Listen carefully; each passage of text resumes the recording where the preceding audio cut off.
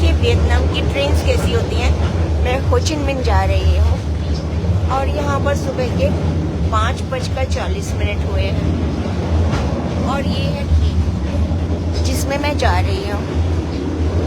पूरी train almost खाली पड़ी है, सब लेटे हुए सोते हुए जा रहे हैं।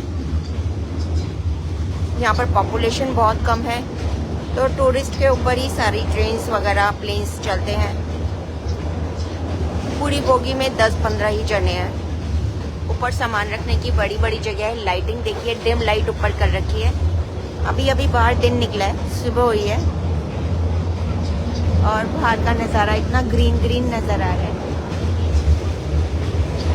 शांति से सब सोए पड़े हैं। दोनों तरफ टॉयलेट्स बने हुए हैं। इधर 2 टॉयलेट्स बने हुए हैं और इस साइड भी टॉयलेट बने हुए हैं। वॉशरूम बना हुआ है। टॉयलेट में, वॉशरूम में एट ए टाइम साबुन, पानी रहता है। इंग्लिश टॉयलेट बने हुए हैं, उसमें बेडेड लगा होता है और बिल्कुल जैसे 5 स्टार होटल के टॉयलेट्स होते हैं, ट्रेन में भी ऐसे ही टॉयलेट्स होते हैं। वियतनाम की ट्रेन्स में पानी और ब्लैंकेट्स दिए जाते हैं। देखिए मेरे को ब्लैंकेट दिया गया है, तो बहुत ही सहूलियत है ट्रेन में सफ़र करने में। और सीनरी बाहर की बहुत अच्छी दिखाई देती है, इसलिए मैंने ट्रेन में आना प्रेफर किया था।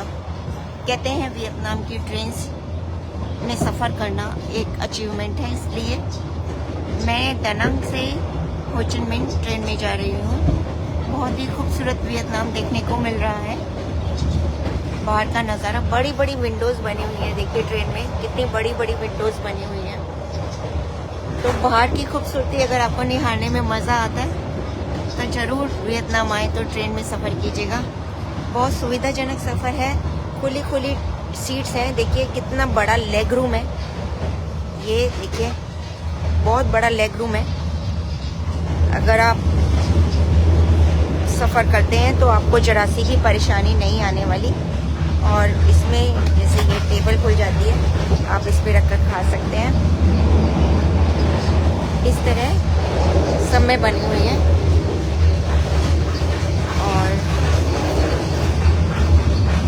और बहुत मजबूत है, ये नहीं कि टूट जाएगी।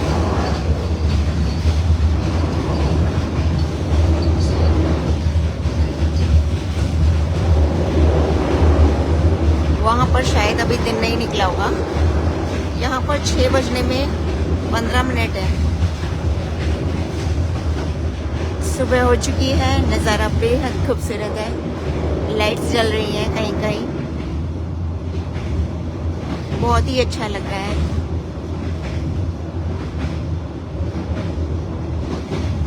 रात को थोड़ी ठंड थी तो यहाँ पर ब्लैंकेट मिल जाते हैं तो कोई परेशानी नहीं होती।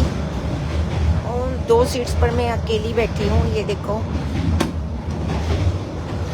मज़े से ऐसे सोती हुई आई हूँ क्योंकि पूरी ट्रेन ही खाली पड़ी है, सभी सोते हुए ही आए हैं।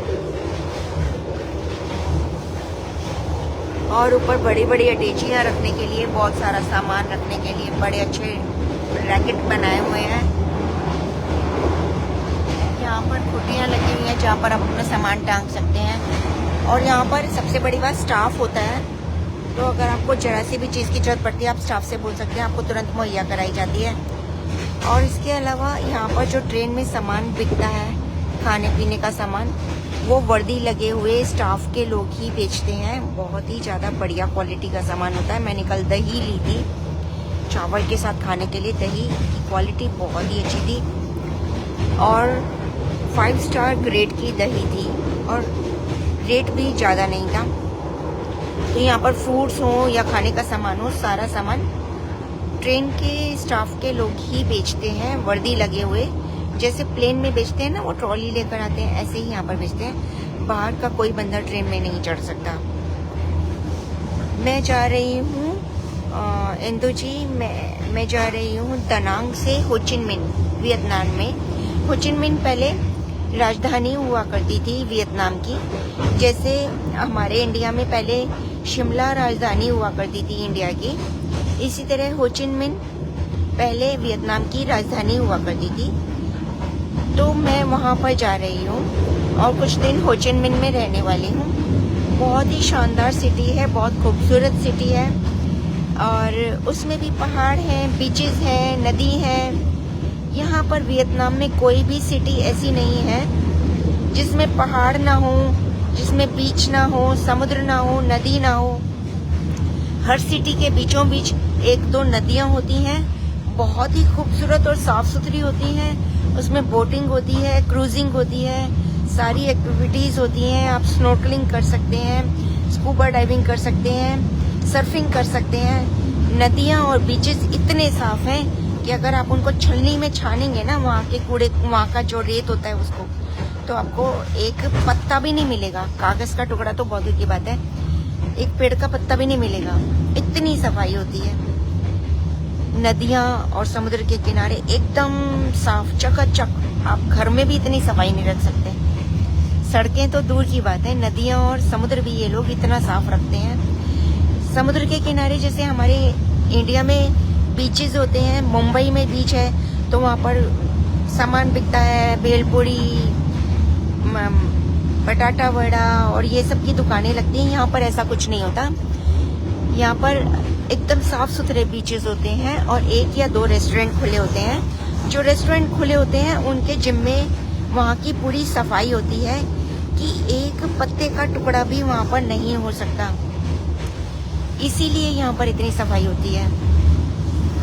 वहाँ पर गंदगी फैलाते हैं लोग, क्योंकि वहाँ पर खोमचे वाले आ जाते हैं, सब आ जाते हैं, तो गंदगी फैलती है। यहाँ पर ऐसा कुछ नहीं है। रेता इतना ज़्यादा मुलायम है कि अगर आप चाहें उस पर, जैसे हम समुद्र में वहाँ पर राम लिखते हैं, नाम लिख देते हैं समुद्र के किनारे, यहाँ का रेता इतना सॉफ्ट है कि आप लिख नहीं सकते कुछ भी।